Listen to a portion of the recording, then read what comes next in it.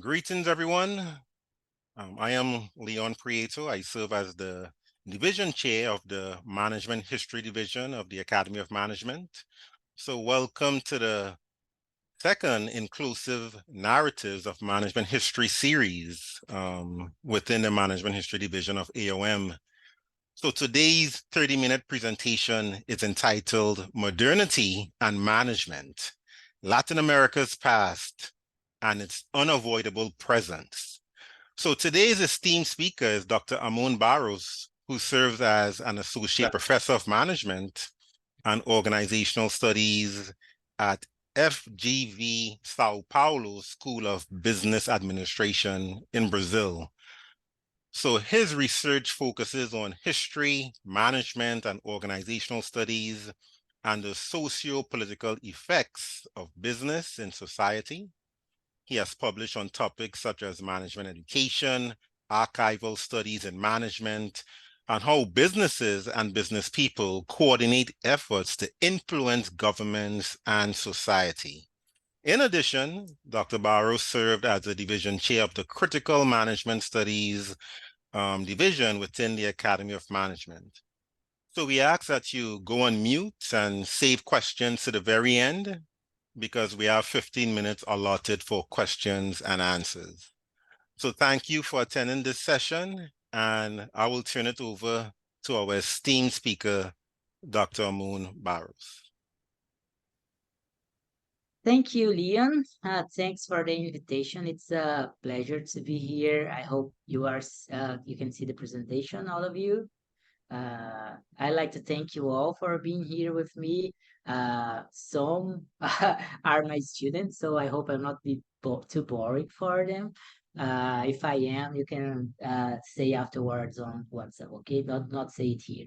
So today we'll be discussing modernity and management. Modernity is a topic that I keep coming back at because in a way it feels to me it's something that we all of we maybe, but especially us in developing countries should pay more attention to because it's an ideology that's still, I would say, framing how the mindset of people taking decisions in our places.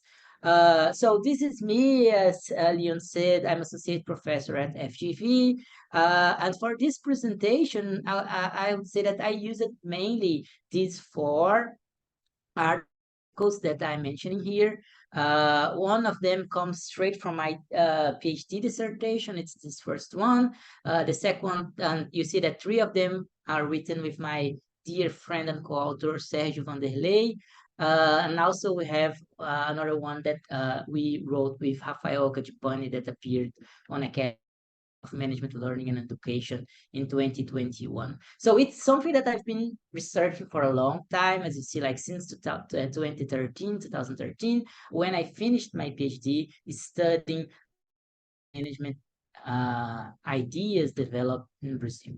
And today I'll be discussing first, I should say, like the theoretical backgrounds that I'm using here to think of what I'll be presenting later on. And then I'll talk a little bit about context and then application, which is mainly presenting how Rafael, Sergio, and myself wrote this third paper that you see here, Dependency, Ambiguity in Action, and how we, quote unquote, applied these ideas into context to try and bring forward something that we believe is something new. It's an actual new take, departing from local context and local theories to explain an event and also development in reality that was not explained before. So first of all, I would say that I would like to highlight the importance of understanding the geopolitical positionality of knowledge in general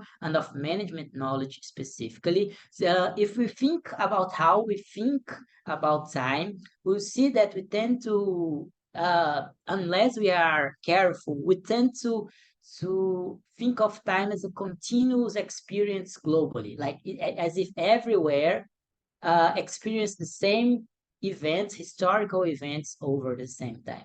And we have, for instance, people here in Brazil, a dear friend, Eusemir, we studied together for some time. He's studying, for instance, how Fordism developed very differently in Brazil than in other places. Like you cannot say like Fordism and think that you are saying something that makes sense everywhere, because it simply doesn't.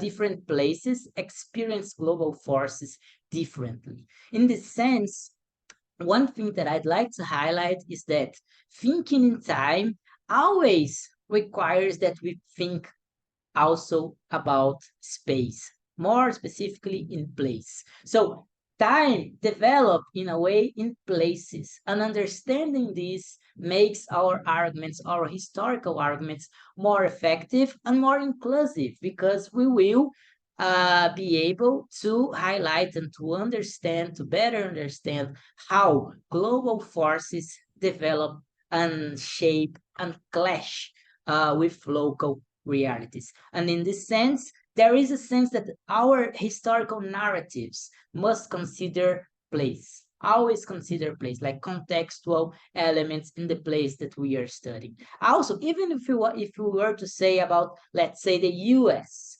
is a very diverse space. People in the US will have very different experiences of what's happening at this time now with deindustrialization, for instance.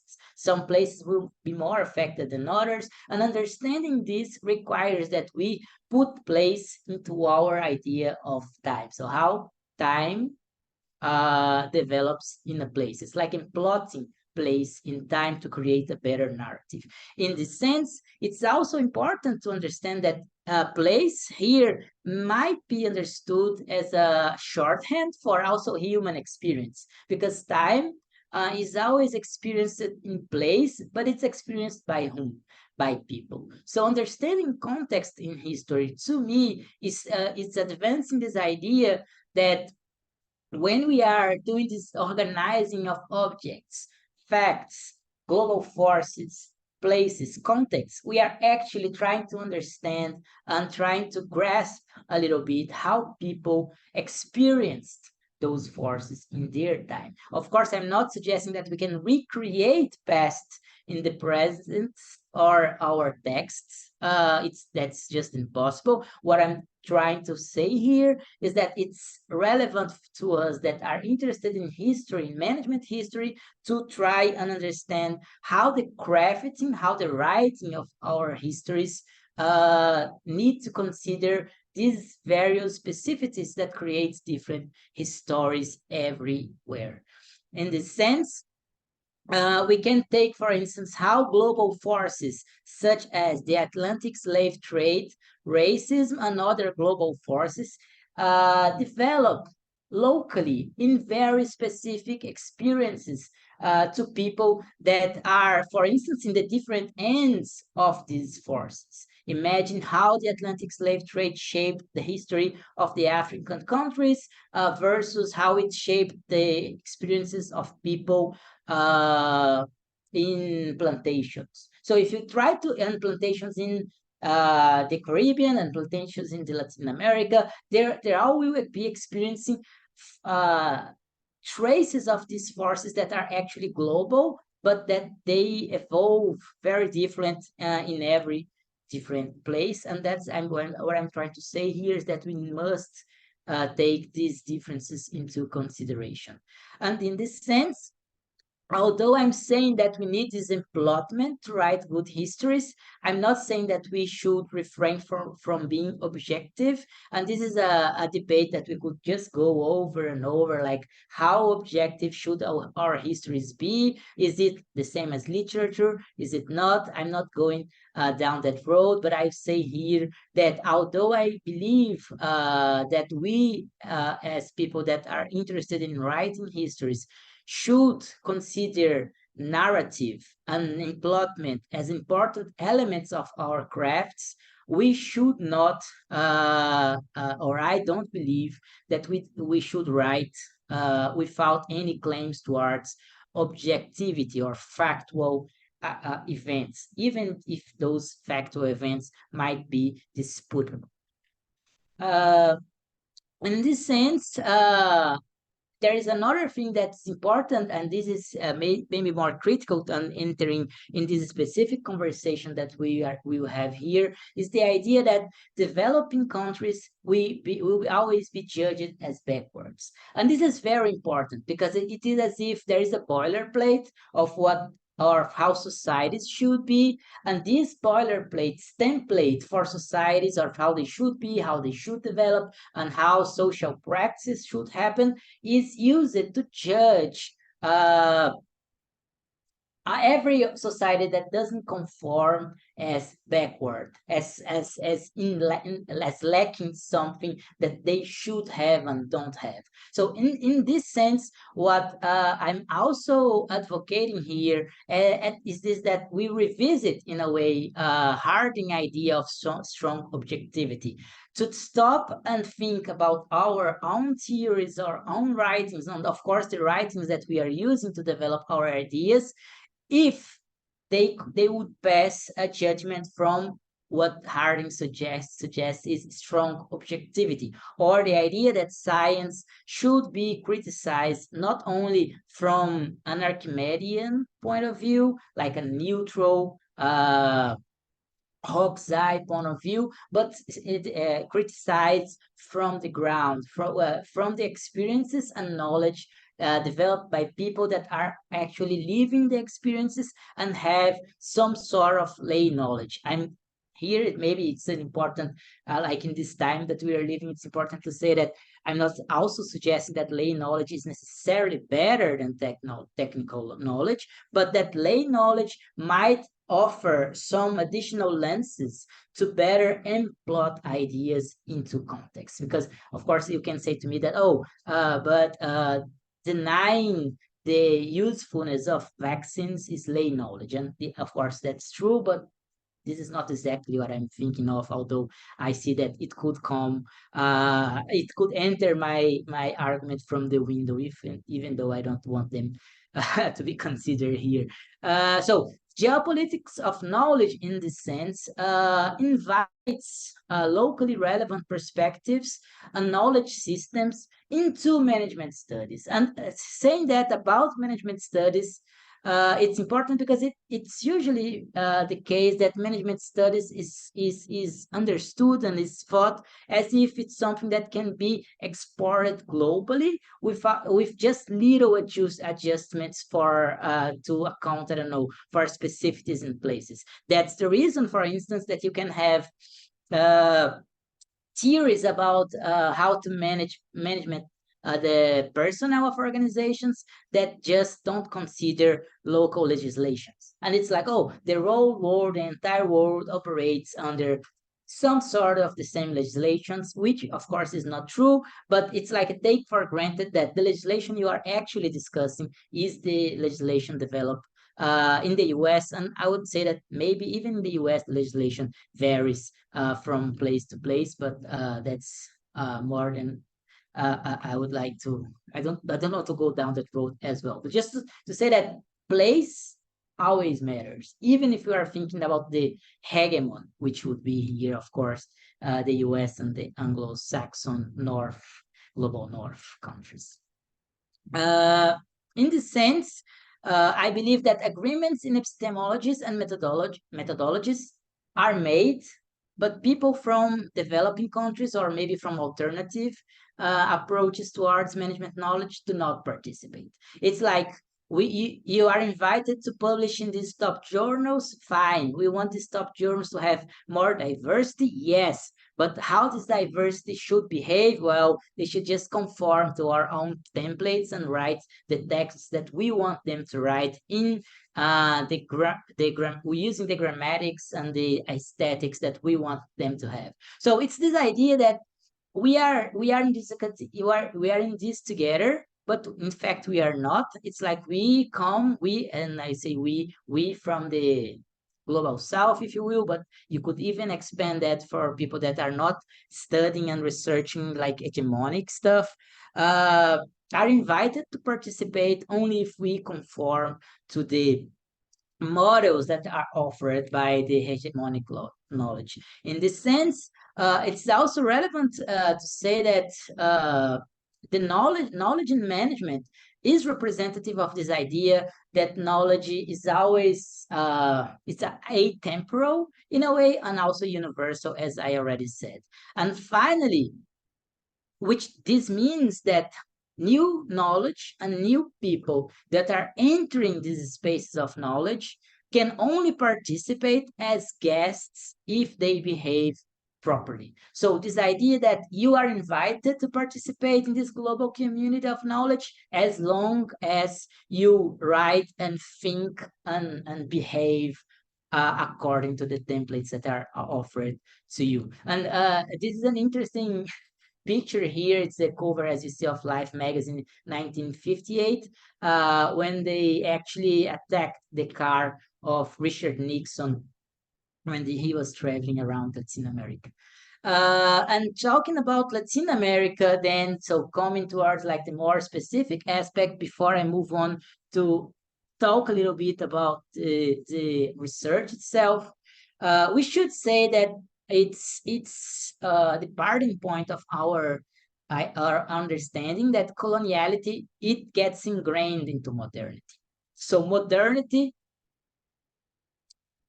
there is no modernity without coloniality, and the colonial experience, the experience of colonizing different people, and this process gets ingrained in how thought itself is developed, and modern thinking is developed. So it's impossible to detach these things, and I'm not saying that we necessarily must detach them all the time, but we must be aware that coloniality is always there in the backdrop of how we tend to think about our societies. And more specifically, when we are talking about Latin America and maybe here Brazil, more precisely, the Euro-American modernity shaped Brazilian society as a border, because it's interesting to see when you are reading Brazilian newspapers, because the Brazilian elites would like to be considered like part of the Western world, and of course when you are reading a newspaper from every other place, which is actually quote unquote West, the West, Brazil is never considered part of the West. So there is this interesting idea that the Brazilian elites try to develop our society, the Brazilian society, through mimicry. Like, oh, how can we emulate these developed countries in order to become developed as they are? And of course, they are never accepted in the rich elites club from the global north. So there is this idea that in Brazil, the backlands, or more properly, sertão, which is the Brazilian word for backlands, is this border place that's not necessarily developed or underdeveloped, not necessarily a city or the littoral. It's not like not defined. It's defined by the fact that it's an in-between place, should we say, or a place that is in between two very different worlds. And Grossfogel had this idea that we borrowed from it. He says that Latin American society develops, through these imperatives, right? Christianize or I shoot you, civilize or I shoot you, develop or I shoot you, neoliberalize or I shoot you, and then democratize or I shoot you. So this idea that the Latin American societies had this option of either embracing these forces or suffering the violence because they didn't comply to the commandment. And in the sense, we use this Grossfogel idea to say that Brazil in itself had these waves shaped from very similarly, but with a local touch. So in Brazil, the first wave of development is the idea that how should we, like the elites thinking themselves of how we should develop Brazil. The first idea they had was, well, we should make Brazil white.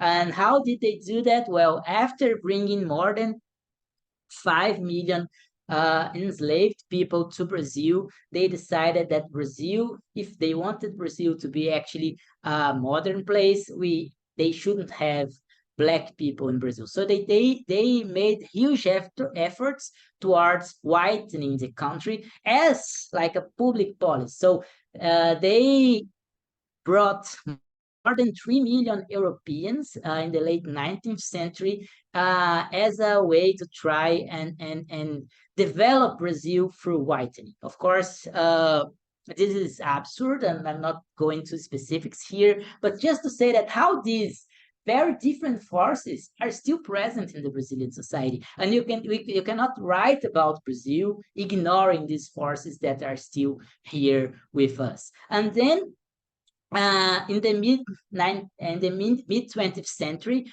the second wave of modernization came through the idea that Brazil should be just as the US. So we should just import every theory from the US, every model from the US, including US-inspired modernization theory developed by Rostow, that Brazil would become a modern developed nation.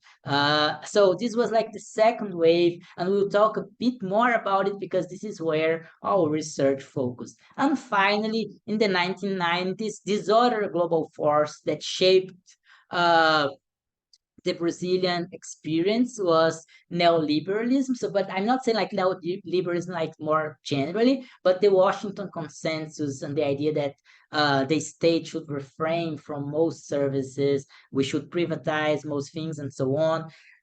That was like a very active force shaping societies through the 1990s, and especially the early 2000s before the 2007/8 financial crisis.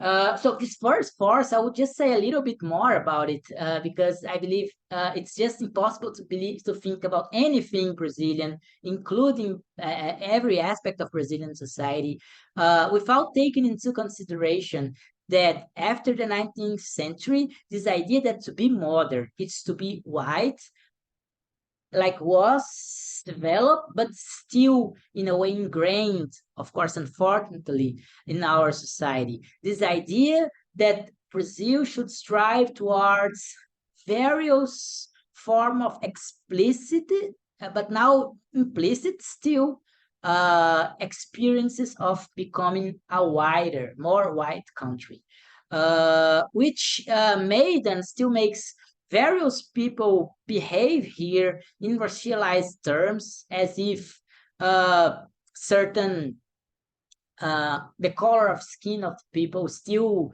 indicates some aspect or other of their personality, but not only that, the idea that certain behaviors are more should be expected from some people and not from other people, which of course is like, oh, this is just plain racism, and of course I agree, it's just plain racism.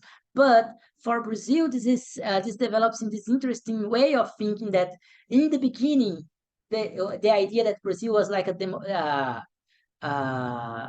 racial democracy, that there was no conflict among the races here in Brazil, comes from this idea that in fact what they wanted was to make the country a white country. They killed most indigenous people in Brazil. Then they tried to erase the black people, and they actually erased black people, or tried to erase or silence black people from history to make Brazil like a modern country that could be accepted in the West. Of course, they and gladfully they didn't succeed, and non-white people in Brazil are gaining more force every day, and I hope they will keep uh, gaining their spaces they deserve. But if you are discussing Brazil and Latin America, you should understand that how people are racialized in Brazil and Latin America is very different. Brazil racializes people differently from other places in Latin America as well. And then in the second wave, and this is where our focus will be, is the idea that when Brazil started to think that they wanted to emulate the US, we should import US knowledge, including US management thinking. So the idea that in the 1950s, when the Ford Foundation and the Carnegie Foundation wrote those reports on management education for the US, they also were, in a way, replicated by the nascent, very early Brazilian business school that we're developing here. However, the idea that I guess I going back and forth, and my time is short, so I'll just jump to how we operationalize this idea here. So the idea here is that when they were doing that, like importing U.S. ideas to Brazil, the Brazilian business school were not like inert, just reproducing these ideas into the Brazilian context. They actually use the same framework that was important for thinking of Brazilian and Latin America development overall, which is dependency theory, to understand the place of business schools in the country. So it's important to understand that Brazilian business school actually had dependency theory ingrained into their curricula. People like professors, academics, researchers that were like developing, bringing management education to Brazil, they were also studying dependency theory and their own way of understanding development, and the role of these ideas in Brazilian development was framed by dependency theory and how Brazil should use this knowledge not to just repeat the US experience, but actually to take parts of this experience and actually develop something of its own, because they didn't believe, as Rostowian model would have it, that every country would just develop towards as the same boilerplate, the same path towards would have the same path towards development. They believe that every country should develop their own indigenous way of becoming developed. And it's important to understand, of course, development here and the idea of modernity. Sure, they shared certain aspects between what the US thought was modernity and this Brazilian way of thinking of modernity. But the difference is the idea that there was just one way to get there and one way that the society would be modern versus the dependency theory approach that actually there would be like many ways of achieving development, and actually that underdeveloped economies would need to actually look inwards to develop their strengths towards becoming a developed place. In this sense, the Brazilian business schools were then influenced by the relations between Brazil and the US, but they had to answer the specific demands that were put by the Brazilian society at the time on this idea of the Brazilian development, the dependency theory templates. For instance, state-owned companies demanded lots and lots of managers. And even like before the military coup and after the military coup, this trend in a way continued. The idea that, oh, we must have the local business schools training managers that will have positions in the state and in state-owned companies, which is something very specific, like the idea that managers need to understand and need to be able to manage public-owned companies, like state-owned companies, which is not like saying, oh, they should just like use the same tools. It's saying that, well, the tools should be different because these companies are different, and which is something that we can just think of how it's very difficult to actually find any other place, maybe like the US, where the markets and public companies have so much importance. So in the end, I'm in a way saying that, well, actually what we call management is management for just one place, right? It's management for a place that has markets very developed with corporations as important actors, which is not the same everywhere. Actually, most places don't have companies and corporations with the same footprint as the US. So the idea here then is to say that there is not only one global history, even though global forces shape local histories, that if you are thinking about locally and how you can inform your ideas and your mindset from local perspectives, you have to consider how global ideologies clashed, merged, and became something different when they got actually in touch with the real everyday life of people that are actually operating the various places.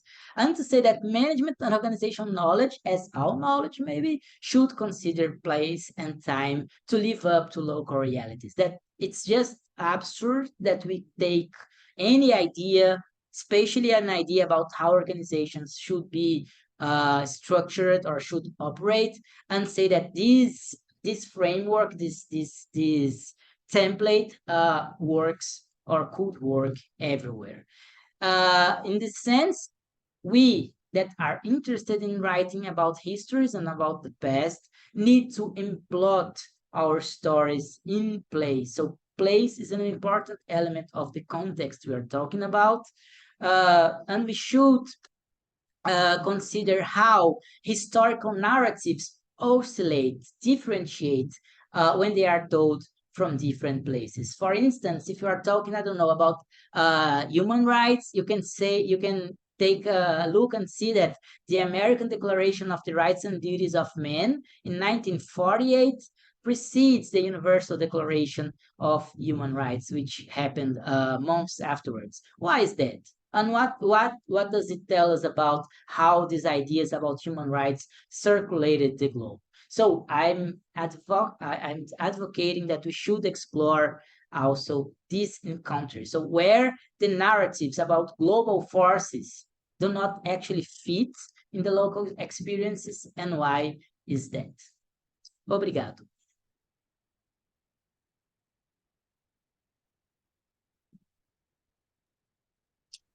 So let's give Dr. Amon Barros a round of applause for this wonderful presentation. A virtual applause as well. Well, I'm just going to do it. All right.